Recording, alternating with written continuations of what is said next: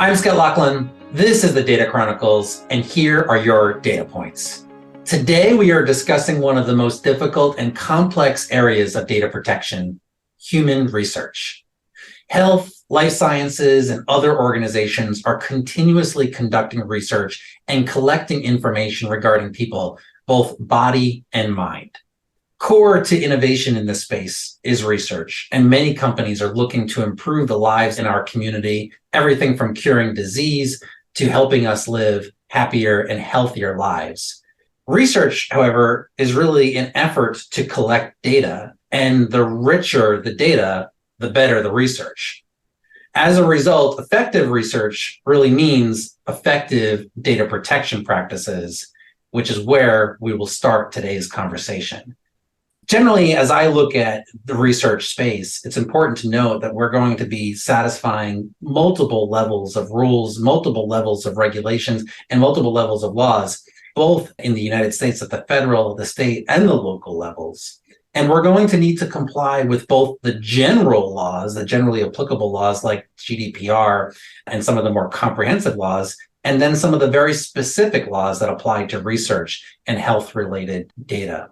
This conversation may look different in the United States than in other regions. So for purposes of today's conversation, we'll focus on the US. And I'm so excited to be joined by a counsel in our DC office, Melissa Levine. Melissa focuses her practice on health privacy and is one of our subject matter leads with respect to research. Melissa, thanks so much for joining the podcast.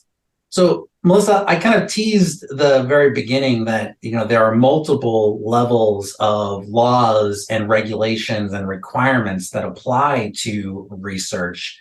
Maybe you can start by describing what those levels look like and what organizations who are engaged in human subject research need to care about with respect to compliance. Sure, Scott. So at the federal level, there are two main types of research laws that could apply.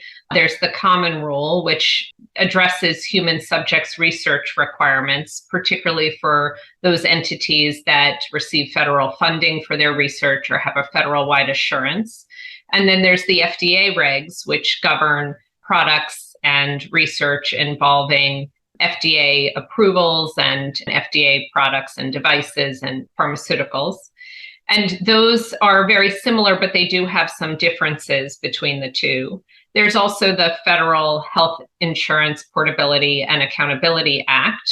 That law governs the privacy of protected health information and the use and disclosure of such information by certain covered entities, including healthcare providers that engage in certain transactions and health plans, and their use and disclosure of protected health information for research purposes.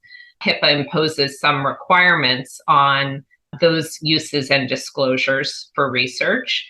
And then there's also state health information privacy and sensitive condition laws that could apply depending on the nature of the research. For example, there are genetic testing and privacy laws in most states that impose requirements on consent for genetic testing, and some have exemptions for research, but not all. And then there are also more recently passed state consumer health data privacy laws in a few states that could affect research uses. And some states actually, like California, have particular research laws as well. And then, Melissa, I think one important component of what you were describing was that it's not just the federal standards. You mentioned three specific areas of federal law that may apply here, from the FDA to the common rule to HIPAA, but that is really just the floor, and states can build on top of that with additional protections? That's right. So HIPAA does not preempt more protective state laws or those that provide additional protections for data. So the state laws would apply potentially in addition to HIPAA and could impose more stringent requirements on the use and disclosure of data. And then just to make it more complicated, we have those rules and regulations that would apply as a matter of law, both at the federal and at the state level. But then as I understand it, Many research projects are actually governed by additional obligations by the institution that's conducting the research, or perhaps by the funder of the research, including NIH. That's correct. So certainly NIH has particular requirements regarding genetic research and obligations to share results and genetic data in connection with NIH funded research for genetic studies, but then also the institutions themselves that have IRBs that may approve research studies, or independent IRBs that are approving studies in the US may impose additional requirements or have additional policies that apply to research studies that they're conducting or approving.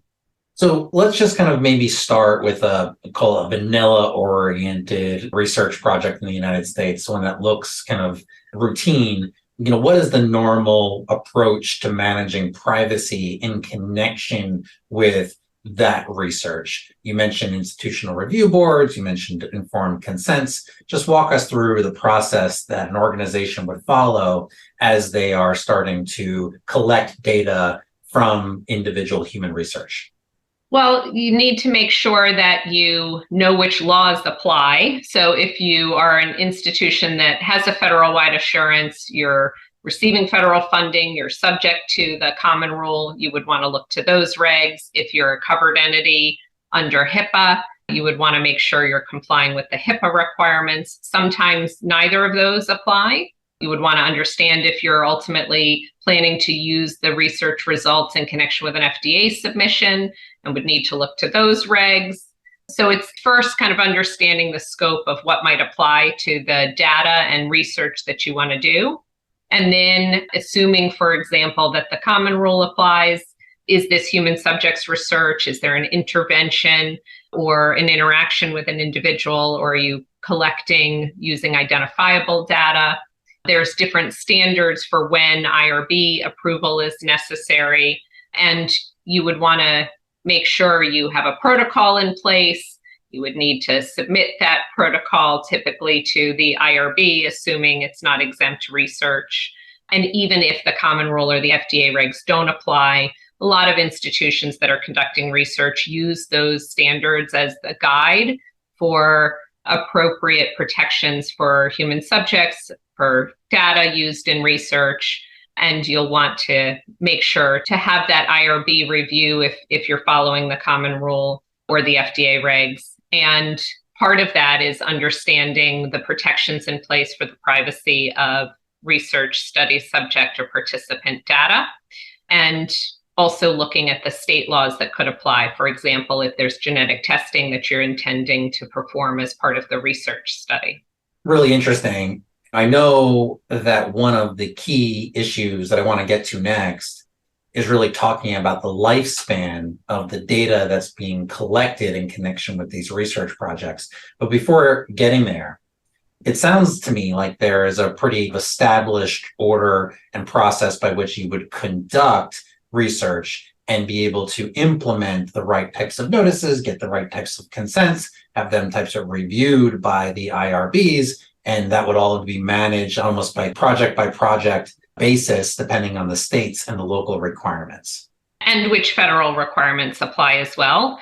And certainly there's data research that doesn't involve a particular intervention or interaction with the human subject, but just collection of data from an EMR, for example. Those kinds of data analytics research studies may need a different type of review process, so may not need informed consent, but could be subject to an IRB waiver of informed consent or a HIPAA authorization requirement as well. Okay, so now that we kind of have that basis, but let's just dive into where I know some of the really hot topics are in this particular space. And I think that one of the areas that I think we frequently get questions about is the reuse of data, the ability of continuing to use data that you collected in one research project and start to be able to use that for additional research.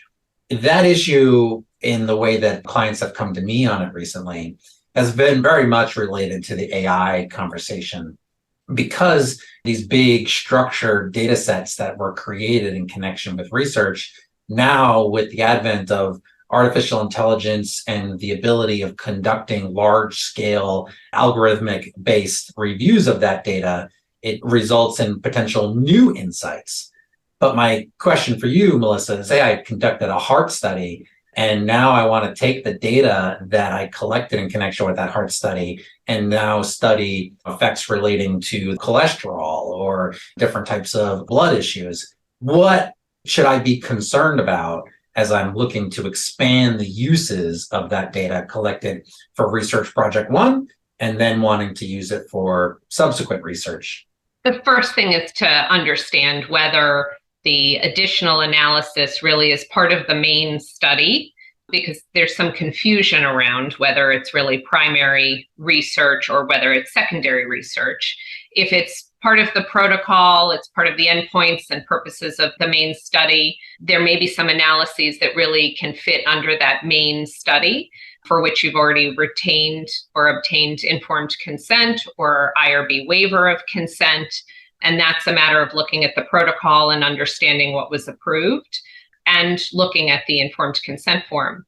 But if it's really a secondary research purpose, it's not connected to the main study, it's for a different purpose, different analysis, not covered by the protocol, you would look to the informed consent form ideally first to see if there was consent obtained for secondary research uses.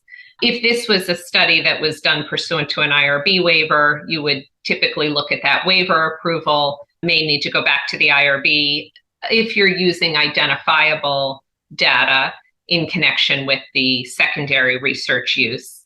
And if it's covered by the informed consent or secondary research uses are covered by the informed consent, you want to understand whether the particular category of secondary research use you're intending to do would be covered by the initial consent. Was it part of what was consented to? So typically for secondary research use, you get some consent in the initial study for secondary research uses, and you would want to see if it fits into the categories of consent obtained in that initial study. And if there was no consent obtained for secondary research uses, again, you could seek an IRB waiver of the informed consent requirement. And if we're talking data subject to HIPAA, the IRB would also need to waive the HIPAA authorization requirement as well. So really important point, and tell me if I'm misunderstanding what you're saying, is that oftentimes people in the space will think, well, I have the data, so then I must have the right to use it. That misconception drives a number of errors and potential areas of liability. If I'm thinking about the way that that plays out in the research space, I had collected this data for research project A, had all of the right protocols and IRB approvals and informed consents that described how I was going to conduct research project A. That doesn't automatically mean that I then have the rights to be able to conduct research project B. Instead, I would need to go back to the original documents that were collected in research project A and identify what ability I have to use that data and what the patient consented to. Is that what you're saying, Melissa? That's right, unless we're talking about fully de-identified data, which oftentimes there's a misunderstanding about what constitutes fully de-identified data. So, if the data really is de-identified, and the standard is not the same under HIPAA and the common rule, so again, it matters what laws apply. But if you're talking truly de-identified data, you have more flexibility to use the information, assuming there was no restriction in an underlying clinical trial agreement that was governing your collection of that data in the first place. But the consent would be relevant for any use of any data or biospecimens for additional secondary research use, or that IRB approval, if it was a waiver in the first place, would be relevant to determining if you have permission to use the data for a secondary research purpose.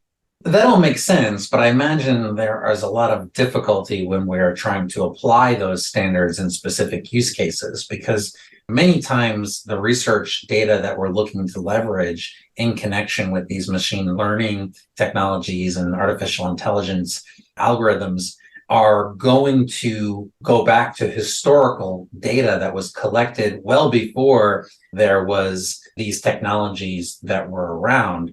So my question is, what if the informed consent didn't specify in secondary research, or perhaps maybe the secondary research was described in a very general way, like, and to conduct future research without ever specifying or clarifying what that future research would be? So in that case, you would want to either seek an IRB waiver of informed consent for the new secondary research use, or you could always, if it were convenient and easy, go back to the participants of that study or the participants from whom the information was initially collected to get a consent. But that's often operationally challenging, particularly if we're going back in time. And so the easiest approach is to have an IRB review the protocol for the secondary research project and waive informed consent and, if applicable, the HIPAA authorization requirement for that secondary research. However, if you sought consent in the main study for a secondary research use, and you did so through a separate opt-in or optional consent, and the participant did not provide consent for a secondary research use, at that point, the IRB cannot waive informed consent or the HIPAA authorization requirement for those participants whose consent was requested and they refused consent. Do the rules look different here if we're talking about biospecimens? For example, I mentioned at the start that research was really around the collection of data, but it's also about collection of human tissues. It could be about collection of blood. It could be collection of all sorts of different types of biospecimens. Do the rules apply the same way for that type of matter, or are they different? The rules are the same under the common rules. So for use of identifiable biospecimens for secondary research, if you're going to be using identifiable specimens, need the IRB to do a limited review of at least a broad consent that you obtained for the secondary research use. And they would be looking to see if you met the requirements for a broad consent for secondary use of biospecimens, and then whether the description of the future research or secondary research use in that consent covers the secondary research that you're intending to do. And that would be true under HIPAA as well. There is an obligation, if HIPAA applies, and you're intending to use PHI for a secondary research use, that HIPAA authorization provided information sufficient that the participant would expect their data or samples to be used for that secondary research purpose. Now, HIPAA doesn't apply to biospecimens alone. It applies to the data that would be attached to the biospecimen. So again, if it's fully de-identified, we have more limited requirements that are in place. The other piece that's relevant for biospecimens is state genetic privacy and testing laws. So the state laws will often impose requirements for consent if you are performing genetic testing on the biospecimens. So you would also want to make sure that any state genetic testing and privacy law requirements are met to the extent you're intending to do genetic testing on specimens or samples obtained in research. Maybe it sounds to me, Melissa, as you're conducting all aspects of those research, including the primary research, the research that you were intending to conduct at the very beginning. You mentioned kind of the secondary research, the research that you were doing subsequent to the primary research, puts a lot of pressure on making sure that the informed consent is done correctly at the very beginning. In other words, if the research were conducted without an appropriate informed consent and one that's structured appropriately to meet all of these requirements, federal, state, and the specific requirements coming from the institution who is sponsoring or hosting this research, if that's not done correctly, that means that there could be significant impact on our ability of using and gaining all of the value that this data may present.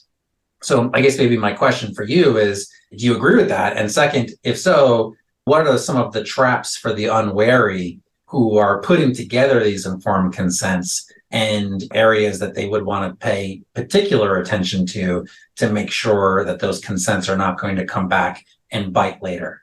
It's definitely important that if we're in a study where we're getting informed consent, that those informed consent forms are drafted carefully and thoughtfully, particularly with regard to secondary research use, if that's something that we want to do. And so some of the important things to consider, one is whether or not you include the permission for the secondary research use as part of the main consent for the study. In other words, not optional. So if you consent to the main study, you're consenting to the future secondary research uses as well. That is permissible in the United States, unlike in some other countries. However, the challenge with that is you potentially lose some participants who may not want their data used for secondary research uses. And so they may choose not to participate in the study at all because they don't want to consent to the secondary research uses. The challenge on the flip side is if you have a second separate consent or an opt-in consent, like a checkbox within the main consent for secondary research uses, you often will lose people from participating in the secondary research use. So people will miss the checkbox, they won't check it off, or they won't sign when asked for a separate optional opt-in consent for secondary research use. And it causes operational challenges because now you have to track carefully who has agreed and consented to the secondary research use, and thus whose data and samples you may be able to use in those ways versus who has not. So that's part of the kind of weighing and balancing on the front end. Second, another key thing to keep in mind is the description of the secondary research uses. Language like future unspecified research doesn't really get you much by way of consent. You really haven't gotten informed consent. You haven't told anybody actually what you're doing. And to the extent you wanted to use identifiable data or specimens, and again, that doesn't necessarily mean someone's name attached to it. It could have indirect identifiers associated with the data.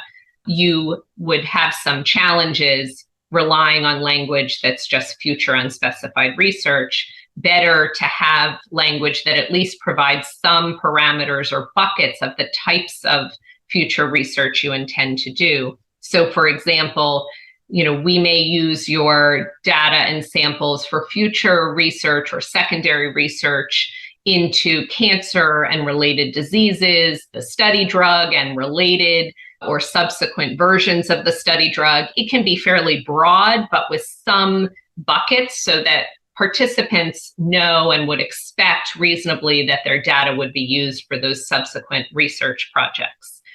And again, if you are considering doing any genetic testing, you would want to have language in the informed consent up front that gives permission for genetic testing and the use and disclosure of the genetic information that results from that testing, including for secondary research uses. And we typically want to make sure to include some language around GINA, which is the Federal Genetic Information Non-Discrimination Act, to just put participants on notice of some of the risks of the use of their genetic information, how it's protected from employers and certain insurers using the information, but not more broadly than that. So those are just some of the components that are important to make sure to include and address in the informed consent form up front to help provide the best options for use of data and samples for future research. And Melissa, talk a little bit about downside risk here, because I think one of the questions is that people would ask is like, okay, well, what happens if we get this wrong? We don't have a centralized research regulator here in the United States. So if a informed consent is not drafted appropriately, or that a more aggressive read of the informed consent is taken than maybe what would be reasonable, where and how could this result in risk to an organization?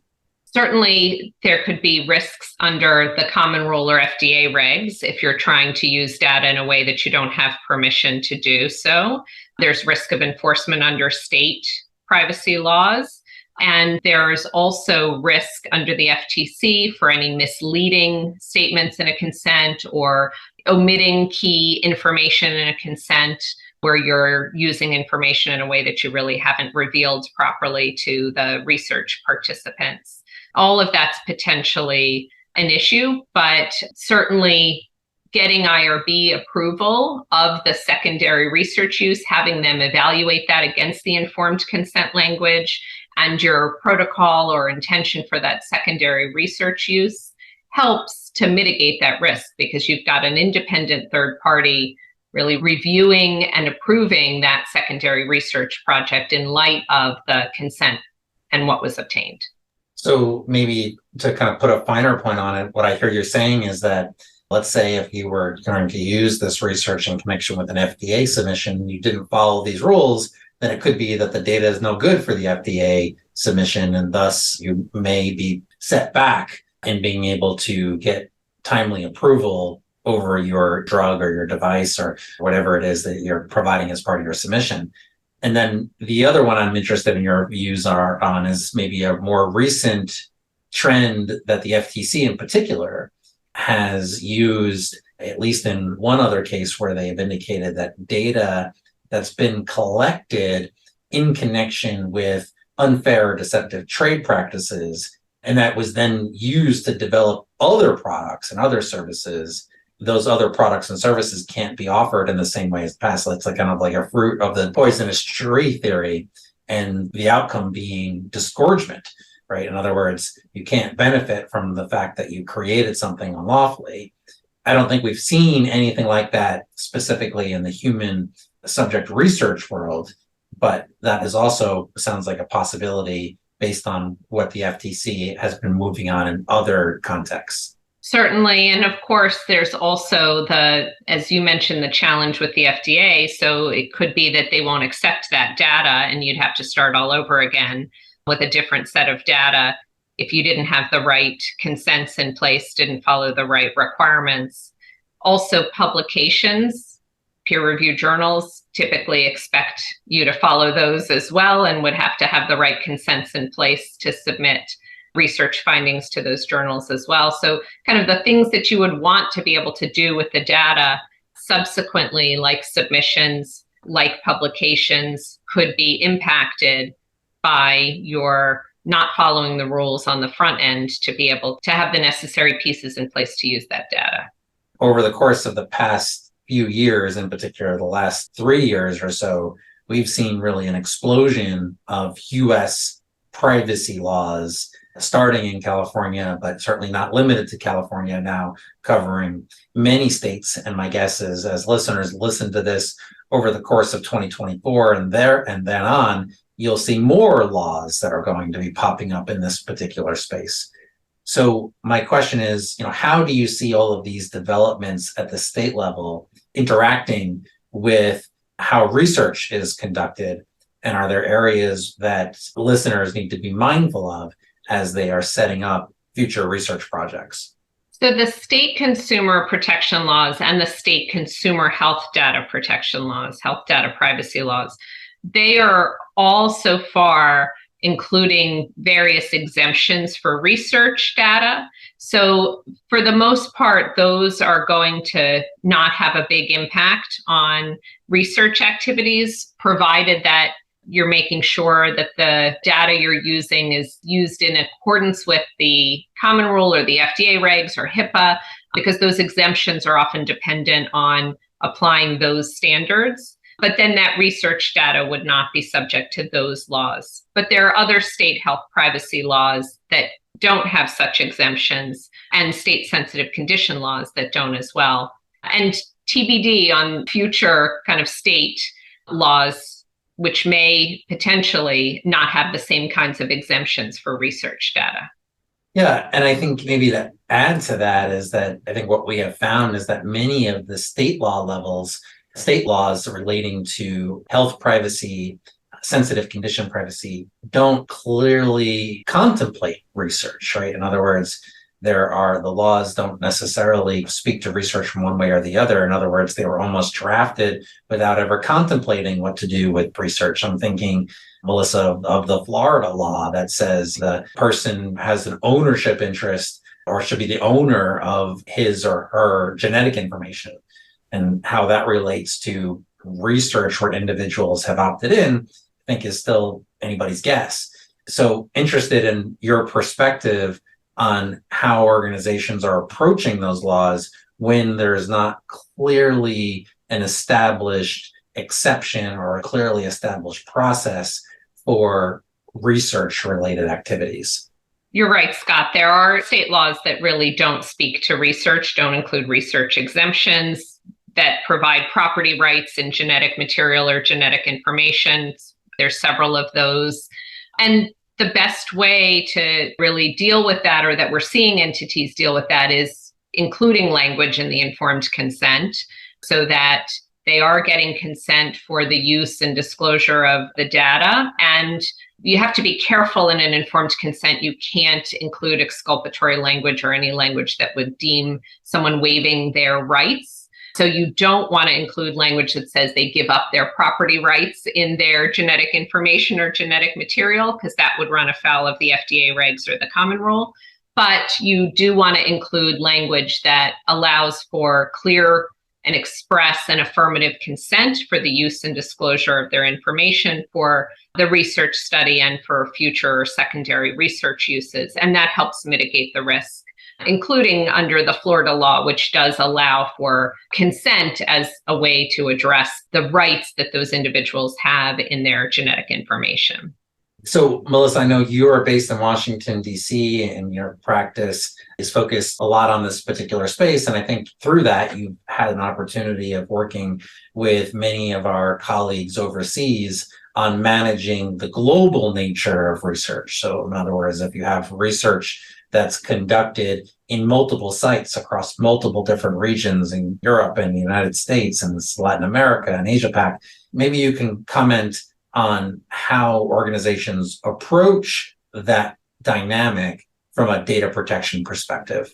It's definitely challenging. So the varying laws and requirements on data protection and use of samples and genetic information, secondary research uses across Europe, APAC, and the US really do vary significantly. So part of what organizations will often do is, so they have the flexibility in the US to be able to include secondary research uses in the main consent, unlike they likely couldn't do elsewhere, or maybe have to have a separate opt-in.